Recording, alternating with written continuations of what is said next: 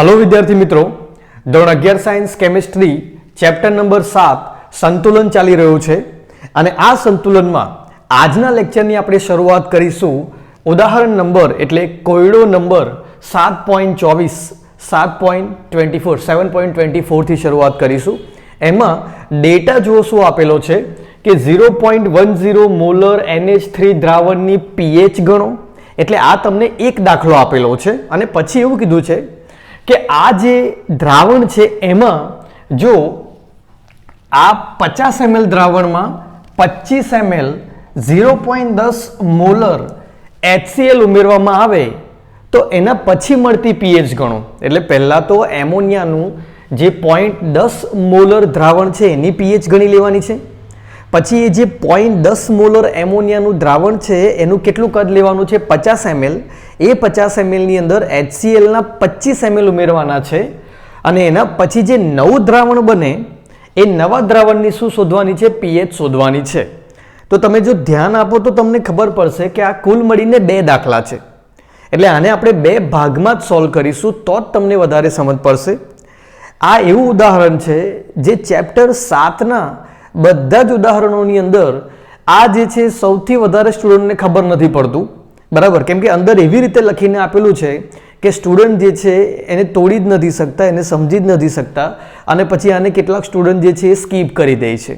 એટલે ધ્યાનથી જો એકદમ ઇઝી વેની અંદર આ તમને સમજ પડી જશે। જો સૌથી પહેલા આપણે એનો એક ભાગ સોલ્વ કરીશું, પહેલો ભાગ, બરાબર। જો શું કે 0.10 મોલર NH3 એમોનિયાના દ્રાવણની pH ગણો, આપણે ખાલી આટલું જ સોલ્વ કરીશું હમણાં, પછી એના બીજા ભાગ ઉપર વાત કરીશું। તો જુઓ સાંભળો, એમોનિયા જે છે એનું આપણે વિયોજનની પ્રક્રિયા લખીએ સંતુલનવાળી। તો જુઓ NH3 એનું પાણીની અંદર વિયોજન, બરાબર। હવે અહીંયા મળશે તમને NH4 પ્લસ અને OH માઇનસ। હવે જો શરૂઆતની સાંદ્રતા કેટલી આપેલી છે 0.10 મોલર, શરૂઆતમાં અહીંયા કેટલી હોય, નિપજો કંઈ ના હોય એટલે 0।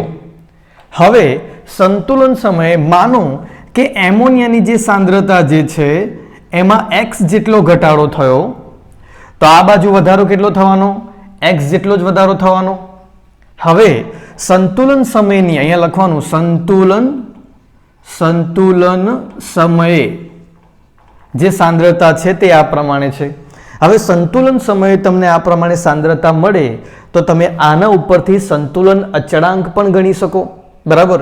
તો જો એમોનિયા માટે સંતુલન અચળાંક Kb નું સૂત્ર શું બની શકે, તો કે આ જુઓ ધ્યાનથી, x અહીંયા સાંદ્રતા x આપણે આ રીતે લખીએ, પહેલા NH4 પ્લસની સાંદ્રતા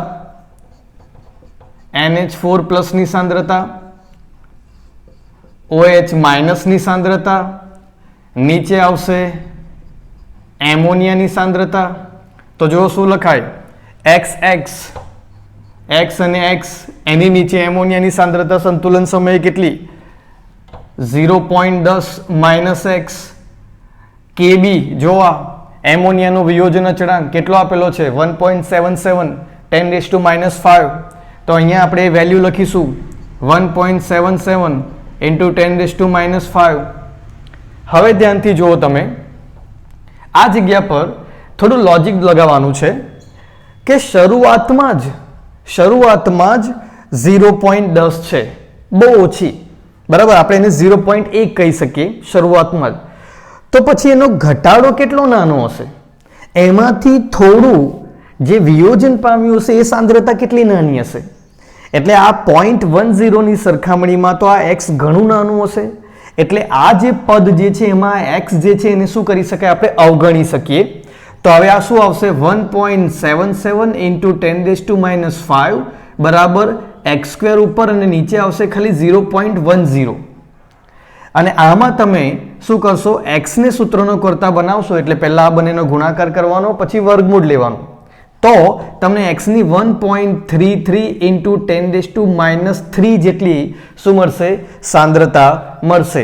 હવે ધ્યાનથી જુઓ, આ x જે છે એ કોની સાંદ્રતા છે, જો અહીંયા OH માઇનસ અને NH4 પ્લસની, તો આપણે એવું કહી શકીએ કે આપણને શું મળ્યું છે, તો કે OH માઇનસની સાંદ્રતા મળી છે 1.33 into 10⁻³ હવે આપણે એક વસ્તુ જાણીએ છીએ, જો આના પછીનું સ્ટેપ શું જાણીએ છીએ તો કે KW બરાબર શું થાય, H3O પ્લસ ની સાંદ્રતા અને OH માઇનસ ની સાંદ્રતા.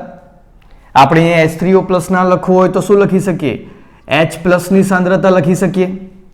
હવે KW નું મૂલ્ય 10 ની -14, અહીંયા H પ્લસ ની સાંદ્રતા અને આ OH માઇનસ ની આપણને મળી 1.33 × 10⁻³ આને નીચે લઈ આવો તો H પ્લસ ની સાંદ્રતા આપણને કેટલી મળી જશે, 7.51 × 10⁻12 મળી જશે.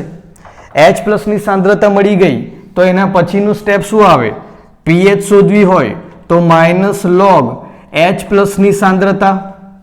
તો હવે ધ્યાનથી જુઓ, -log 7.51 × 10⁻12 કરશો તો pH નું મૂલ્ય જે છે એ 11.12 આવશે. એટલે આ રીતે આપણે જો શું કર્યું, આ આપણો જે પહેલો ભાગ હતો એ પહેલા ભાગને બહુ જ વ્યવસ્થિત રીતે શોધી કાઢ્યો અને 0.10 મોલર એમોનિયાના દ્રાવણની જે pH જે છે એને આપણે શું કર્યું, શોધી કાઢ્યું. અને હવે જોઈએ આ દાખલાનો બીજો ભાગ, જેમાં એમોનિયાનું જે આ દ્રાવણ છે એનું 50 ml લઈ 25 ml HCl નું જે દ્રાવણ છે એમાં ઉમેરવાનું છે. તો વિચારો કે આપણે 50 ml ની અંદર 50 ml 0.10 મોલર એમોનિયાના દ્રાવણમાં 25 ml જેટલું HCl નું દ્રાવણ ઉમેરીએ તો દ્રાવણનું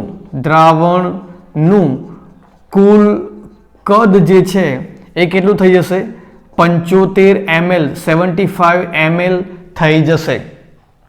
અને જ્યારે આપણે એમોનિયા અને HCl ના દ્રાવણો ઉમેરીશું ત્યારે એમોનિયા અને HCl વચ્ચે તટસ્થીકરણની પ્રક્રિયા થશે. એસિડ બેઝ એટલા માટે કઈ પ્રક્રિયા થાય, તટસ્થીકરણની પ્રક્રિયા થશે અને તમને મળશે NH4+ અને Cl-. હવે જોવા જેવું શું છે આની અંદર કે પહેલા વિચારો કે આ છે શું. તો અહીંયા જુઓ ધ્યાનથી, અહીંયા 0.10 ml 0.10 મોલર એમોનિયા એનું 50 ml દ્રાવણ છે. કેટલું છે, 50 ml. તો હવે વિચારો અહીંયા શું છે, આનો મતલબ શું થાય, આનો મતલબ એ થાય કે આ દ્રાવણની અંદર કેટલા મોલ એમોનિયા હશે. જો એ શોધવું હોય તો કેવી રીતે શોધાય, તો વિચારો કે જો 0.10 મોલરનો મતલબ એવો થાય કે ભાઈ 0.10 મોલ કેટલામાં, 1 લિટરમાં. તો એવું બી કહેવાય કે 0.10 મોલ 1000 ml માં. તો 50 ml માં કેટલા મોલ, તો આની ગણતરી કરો તમે તો 50 × 0.10 અને છેદમાં આવશે 1000 બરાબર. હવે ધ્યાનથી જો, સિમ્પલ વેમાં કરીને બતાવો, 50 × 0.1 કેવી રીતે લખાય, 1/10 નીચે આવશે કેટલા, 1000, એક મીંડી કટ શું આવશે, 5 × 10⁻³ મોલ. તો આને લખાશે 5 10⁻³ એટલે મિલી પછી મોલ. તો આનો મતલબ એ થયો કે આ 0.10 મોલર એમોનિયાનું જે 50 ml દ્રાવણ છે એમાં 5 મિલીમોલ જેટલો એમોનિયા હશે. એટલે એમોનિયા કેટલો હશે, 5 મિલીમોલ જેટલો. એ જ પ્રમાણે તમે જો HCl માં આ વાત કરશો, 25 ml જો 0.10 મોલર 25 ml HCl નું દ્રાવણ, તો એમાં પણ આ જ રીતે શું થશે, 25 0.10 નીચે આવશે 1000, તો અહીંયા આવશે કુલ મળીને 2.5 × 10⁻³ મોલ. તો આ બનશે 2.5 મિલીમોલ બરાબર. તો એનો મતલબ એ થાય કે 25 ml HCl ના 0.10 મોલર દ્રાવણમાં આટલા મોલ HCl હશે. એટલે કેટલું હશે, 2.5 મોલ શું હશે, HCl હશે. હવે વિચારો, અહીંયા યાદ કરો પેલું સીમિત પ્રક્રિયકવાળો જે કોન્સેપ્ટ છે એને યાદ કરો કે અહીંયા 5 મિલીમોલ એમોનિયા છે અને અહીંયા અઢી એટલે 2.5 મિલીમોલ HCl છે. તો જ્યારે પ્રક્રિયા થશે તો શું થવાનું?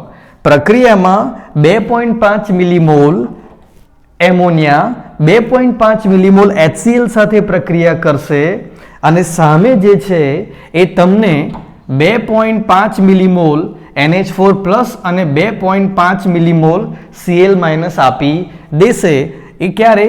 જ્યારે પ્રક્રિયા પૂર્ણ થશે ત્યારે. એટલે લખી દઉં છું, જ્યારે પ્રક્રિયા પૂર્ણ થશે.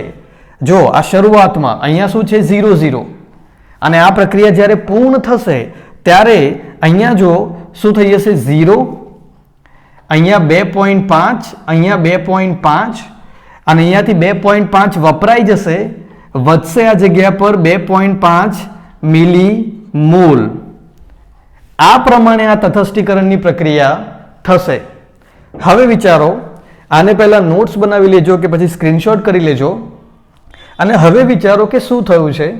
તો કે હવે તમે જોશો તો તમને ખબર પડશે કે દ્રાવણો મિક્સ કર્યા પછી આ જે એમોનિયા છે ને એના 2.5 મિલીમોલ શું રહી ગયા છે?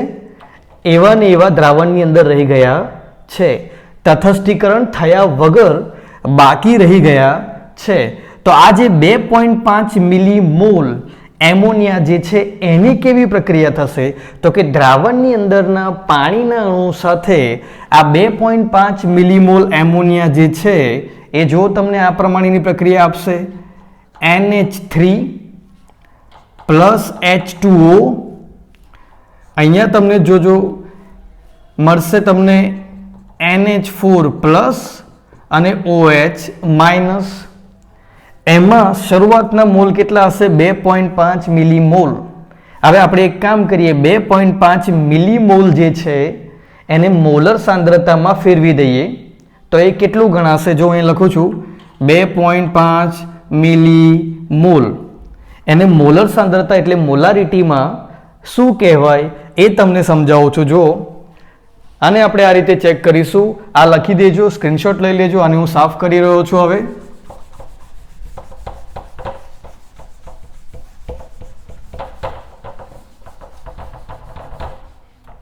જો ચેક કરો. હવે આપણે શું કરીએ કે મારે આને મોલારિટીમાં ફેરવવું છે. તો જો મોલારિટી વિશે આપણે શું જાણીએ છીએ કે ભાઈ 1 મોલ બરાબર 1000 ml ની અંદર એને 1 મોલર કહેવાય. 1 મોલર કહેવાય આવું આપણે જાણીએ છીએ. 1000 ml એટલે 1 લીટર. 1 લીટરમાં 1 મોલ એને આપણે 1 મોલર કહીએ છીએ. તો વિચારો 2.5 મિલીમોલ એમોનિયા છે કેટલા દ્રાવણમાં? જો 75 ml દ્રાવણમાં. તો 2.5 મિલીમોલ એટલે 10⁻³ મોલ 75 ml દ્રાવણમાં હોય તો એને કેટલા મોલર કહેવાય? તો ચેક કરો હવે ધ્યાનથી. 2.5 × 10⁻³ નીચે આવશે 75 ml. એના પછી આપણે 1 એના ભાગ્યા આવશે 1000 ml. તો શું થશે? આ 2.5 × 10⁻³ નીચે આવશે 75. આ જગ્યા પર જે છે 1000 જે છે ક્યાં જશે? ઉપર. એટલે અહીંયા 10⁻³ જ લખી દઉં છું. જો -3 + 3 એ તો નીકળી જ ગયું. 2.5 ના છેદમાં 75 કરશો તો જવાબ આવશે 0.033 મોલર. અને એટલા માટે બુકમાં લખ્યું છે કે 2.5 મિલીમોલ નું મોલારિટીમાં જે સાંદ્રતા આ 75 ml દ્રાવણ માટે કેટલી થશે? 0.033 મોલર સાંદ્રતા શરૂઆતની. અને શરૂઆતમાં અહીંયા હશે 0 0, ત્યારબાદ 0 સંતુલન સમયે 0.033 માંથી માનો કે y જેટલું ઘટ્યું તો આ બાજુ મળશે તમને y જેટલી સાંદ્રતા. બરાબર. હવે ધ્યાનથી જુઓ કે જ્યારે આ તટસ્થીકરણ થયું એમાં NH4+ ઓલરેડી તમને કેટલું હતું? 2.5 મિલીમોલ હતું. 2.5 મિલીમોલ એટલે કેટલું કહેવાય? 0.033 મોલર હતું જ.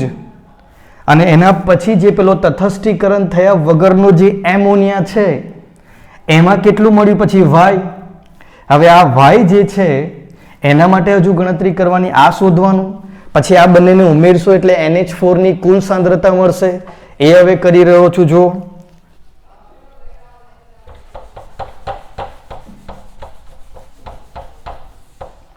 હવે આપણે NH4+ ની સાંદ્રતા પર વાત કરીએ તો તમે વિચારો શું થવાનું છે કે NH4+ ની કુલ સાંદ્રતા આ બંને પ્રક્રિયાઓને જોશો તો ખબર પડશે કે તટસ્થીકરણથી કેટલી મળી 0.033 અને પછી આ તટસ્થીકરણ પામ્યા વગરનો એમોનિયા એને દ્રાવણમાં કેટલા NH4+ આપ્યા y જેટલા, બરાબર. કેટલી સાંદ્રતા આપી y જેટલી, એટલે અહીંયા શું આવશે પ્લસ કરીને y. પણ વિચારો કે શરૂઆતમાં જ 0.033 મોલર હતી તો આ y જે છે એ કેટલો નાનો આવવાનો, કેમ કે આ વેલ્યુ જો 0.03, તો એમાંથી જે થોડી સાંદ્રતા મળશે એ પણ કેટલી ઓછી આવવાની, એટલે આ y જે છે આની સાપેક્ષમાં તો અવગણી શકાય. તો ઓટોમેટિક જ NH4+ ની સાંદ્રતા જે છે એ 0.033 મોલર જેટલી હશે. એટલે આ વસ્તુ તમને એક્ઝામ્પલમાં આપેલું છે. એના પછી હવે વિચારો કે આ OH- ની સાંદ્રતા કેટલી, બરાબર. તો જો આ પ્રક્રિયા માટે આ વાળી જે પ્રક્રિયા છે એમાં તો જેટલા NH4+ ની સાંદ્રતા આવી હશે એટલી જ OH- ની આવે. પણ આ દ્રાવણો મિક્સ કર્યા પછી સમગ્ર દ્રાવણમાં આખા દ્રાવણની અંદર OH- ની સાંદ્રતા કેટલી, બરાબર, મિક્સિંગ થયા પછી એ હજી ગણવાની શું છે બાકી છે. કેમ કે જો NH4+ તમને આ રીતે મળ્યા, કુલ સાંદ્રતા આ રીતે મળી, તો OH- ની કુલ સાંદ્રતા જે છે આ નહીં હોય, બરાબર. આખા દ્રાવણની અંદર OH- ની સાંદ્રતા હજી આપણે શોધવી પડશે, કેમ કે આ વાય તો ખાલી આ વાળી પ્રક્રિયા માટે છે, બરાબર. પણ આપણને ખબર પડશે કે જો HCl જે છે, HCl નું દ્રાવણ જે છે એ તો OH- આપવાનું નથી, બરાબર.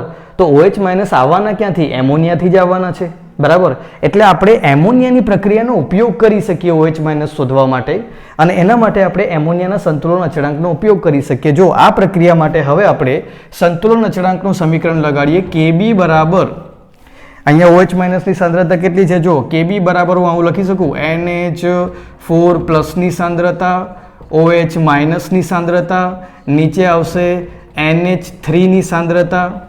હવે ધ્યાનથી જો અહીંયા કેટલી છે, જો ધ્યાનથી NH4+ ની હમણાં જ આપણે 0.033 ઉપર બનાવી, આની આપણે y ધારી લઈએ. અહીંયા આવે છે 1.77 × 10⁻⁻5. આપણે એમોનિયા માટે Kb જાણીએ છે, બરાબર.